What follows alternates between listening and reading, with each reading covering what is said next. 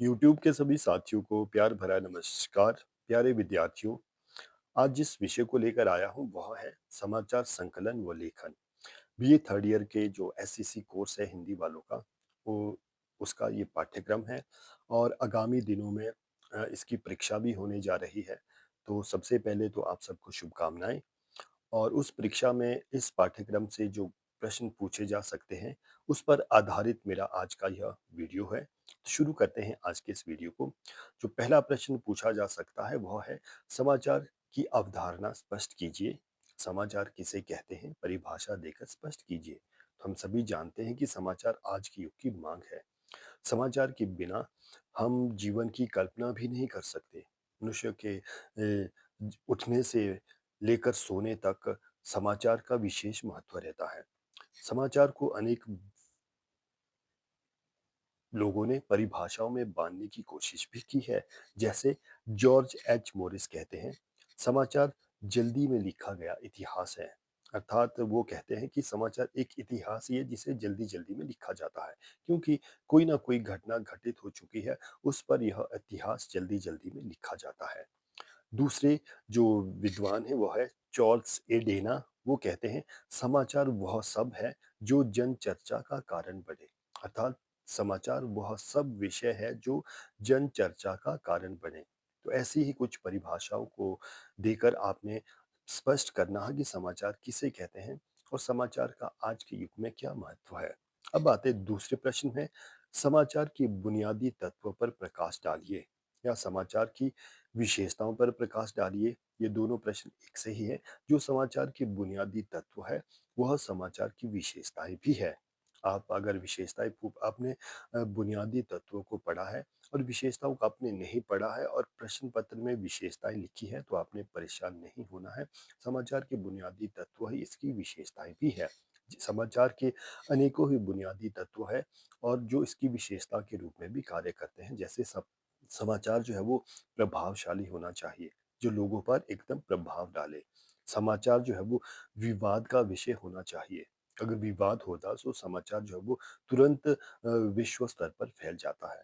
समाचार जो है वो तात्कालिक होना चाहिए, क्योंकि तुरंत जो घटना घटित होती है वो लोगों पर ज़्यादा प्रभाव डालती है।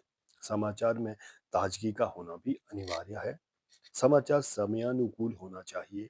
समाचार समयबद्ध होना चाहिए। ऐसा नहीं कि समय बीत जाने के बाद हम समाचार को प्रकाशित करें या इस साल में घटित होने वाली घटनाओं को हम अगले साल प्रकाशित करें, तो समाचार नहीं रह सकता, ना ही वो लोगों पर प्रभाव डालेगा। इसलिए समाचार समयबद्ध होना चाहिए।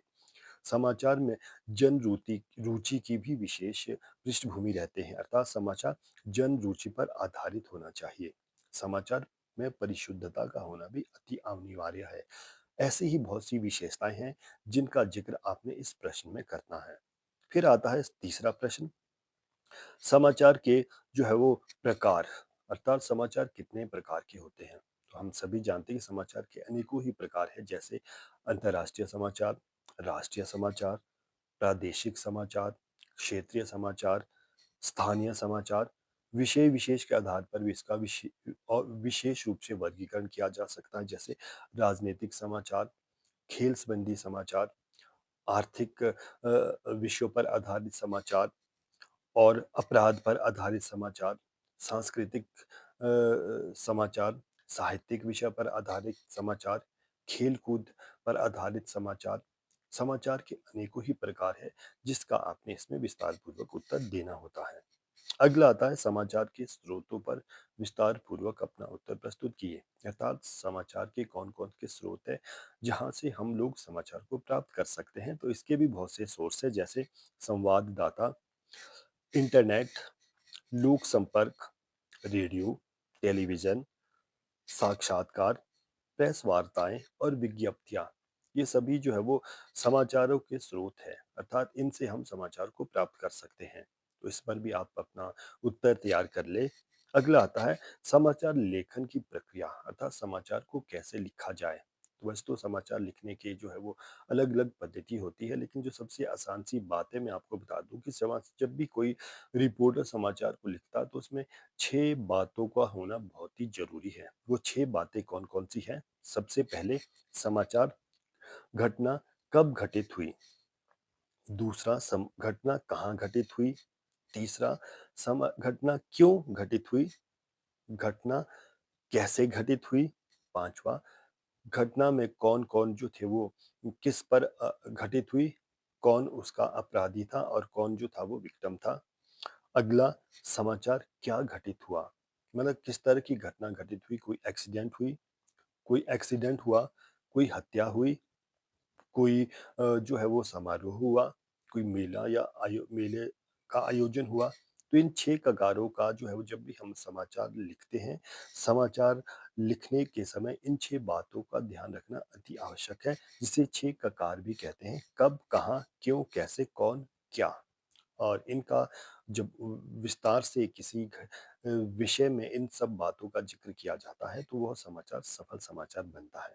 अब आती है अगला जो प्रश्न है, वो प्रश्न ये है कि संवाददाता से आप क्या समझते हैं? और समाचार संकलन व लेखन में संवाददाता की क्या भूमिका रहती है? संवाददाता अर्थात संवाद को देने वाला। संवादों को देने वालों को ही हम संवाददाता कहते हैं। और जब कोई समाचार प्रकाशित होता है, तो उसके प्रकाशन तक का जो प्रक्रिया होती है, उसमें संवाददाता की विशेष भूमिका होती है। क्योंकि जब तक वह अपनी जो है वो समाचार को स्वयं जो है वो फाइनल नहीं कर लेते, तब तक वह प्रकाशन योग्य नहीं रहता। इसलिए संवाददाता की भूमिका बहुत ही अहम होती है, जो तय करता है कि कौन सा समाचार प्रकाशित होने योग्य है और कौन सा नहीं, या कौन सा समाचार जो वो समाचार पत्र के पहले पृष्ठ पर अंकित होगा और कौन सा समाचार आखिरी है। मतलब संवाददाता की विशेष भूमिका होती है। तो संवाददाता के ऊपर भी आप अपना प्रश्न जो है वो तैयार करके रखें। फिर एक प्रश्न जो है वो बहुत ही महत्वपूर्ण है। रिपोर्टिंग से क्या अभिप्राय है? विस्तार पूर्वक उत्तर दीजिए। रिपोर्टिंग अर्थात रिपोर्ट तैयार करना। जब भी कोई घटना घटित होती है, तो आपको पता कि रिपोर्टर तुरंत वहां पहुंच जाते हैं और उस घटना के ऊपर अपनी रिपोर्ट तैयार करते हैं। अब उस रिपोर्ट में 6 ककारों का होना बहुत ही महत्वपूर्ण मायने रखते हैं।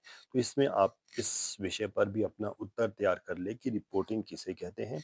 और रिपोर्टिंग, अनेक प्रकार की रिपोर्टिंग भी दी गई है, जिस पर आप संक्षिप्त में पढ़ सकते हैं कि न्यायपालिका से संबंधित रिपोर्टिंग, अपराध से संबंधित रिपोर्टिंग, ग्रामीण या कृषि से संबंधित रिपोर्टिंग, विकास से संबंधित रिपोर्टिंग, आर्थिक रिपोर्टिंग भी बोल सकते हैं, बैठकों या सम्मेलनों पर आधारित रिपोर्टिंग, विज्ञान या खेलकूद से संबंधित रिपोर्टिंग, या शिक्षा से संबंधित रिपोर्टिंग कैसे तैयार की जा सकती है, इस पर भी आप संक्षेप में पढ़ सकते हैं।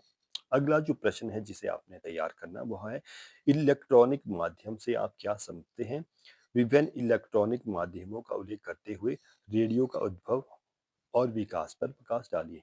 अब इलेक्ट्रॉनिक माध्यम से बहुत से हैं, जिससे हम जो है वो समाचार प्राप्त करते हैं। रेडियो भी है, टेलीविजन भी है, इंटरनेट भी है, कंप्यूटर है। अब तो मोबाइल फ़ोन पे सारी सूचनाएँ हमें प्राप्त हो जाती हैं। तो आप वैसे तो इस विषय पर आसानी से अपना उत्तर दे सकते हैं, फिर भी इस पर आप डिटेल से पढ़ के ज़रूर जाना। आप इसमें रेडियो और टेलीविज़न के विकास के बारे में एक उत्तर तैयार अवश्य कर लेना कि टेलीविज़न समाचार लेखन कैसे होता है, विस्तार से उत्तर लीजिए। ठीक है। अब आता अगला प्रश्न जो काफ़ी महत्वपूर्ण है। लीड का अर्थ स्पष्ट करते हुए लीड की विशेषता या महत्व बताइए। अब लीड किसे कहते हैं? लीड होता है प्रमुख समाचार। लीड समाचार उसे कहते हैं जिसे जो है वो संवाददाता या प्रकाशक जो है वो समाचार पत्र के पहले पृष्ठ पर अंकित करता है, जिसे बड़े बड़े अक्षरों में जिसकी हेडिंग दी जाती है, शीर्षक दिया जाता है। ऐसे समाचारों को हम लीड कहते हैं।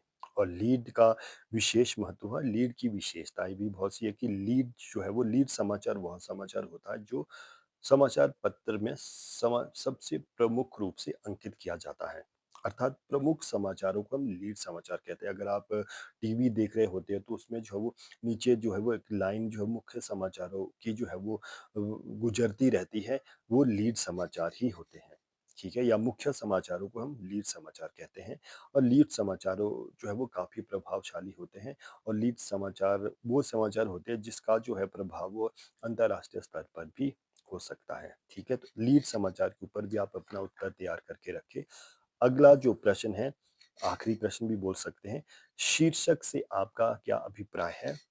और शीर्षक को परिभाषित करते हुए उसके महत्व पर प्रकाश डालिए। क्योंकि जब भी कोई समाचार बनता है, जब भी कोई समाचार छपता है, तो उसमें शीर्षक का विशेष महत्व रहता है। शीर्षक जो है वो संक्षिप्त होना चाहिए, प्रभावशाली होना चाहिए, अधिक से अधिक लोगों से संबंधित होना चाहिए। शीर्षक में जो नपे-तुले शब्दों का ही प्रयोग करना चाहिए। शीर्षक की जो है वो हेडिंग भी है वो बोल्ड होनी चाहिए। इसकी बहुत सी विशेषताएँ हैं, कि अगर शीर्षक प्रभावशाली होगा, तो समाचार को लोग अवश्य पढ़ेंगे। आप शीर्षक पर भी अपना उत्तर तैयार कर सकते हैं। तो ये तो थे समाचार संकलन और लेखन से संबंधित महत्वपूर्ण प्रश्न जो आगामी परीक्षा में पूछे जा सकते हैं। तो इसी के साथ मेरी आप सबको शुभकामनाएँ। नमस्कार।